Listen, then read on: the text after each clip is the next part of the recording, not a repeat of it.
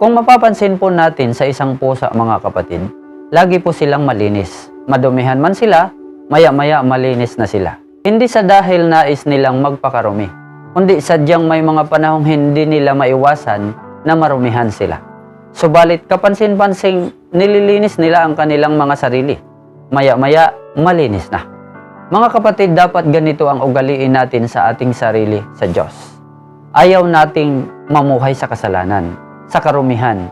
Kung may mga panahong hindi sinasadya na tayo ay nagkamali o nagkasala, huwag natin itong patagalin sa ating buhay. Dapat dalhin natin ang ating sarili upang linisin ito sa pamamagitan ng ating paglapit sa Diyos at ang paghingi ng kapatawaran sa ating Panginoon. Mag-confess tayo sa Kanya, hindi para gawin lang na kinasanayan na parang ritual na, kundi dapat tunay na magsisi na nakabase sa tunay na konsensya at takot sa Diyos na hindi mo na babalikan at uulitin, lalo na sa intensyong sinasadya ang kasalanan.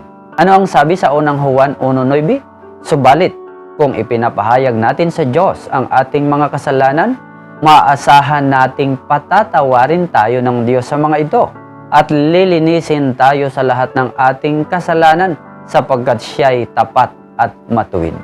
Sinasabi din po sa Santiago 4:8, lumapit kayo sa Diyos at lalapit siya sa inyo.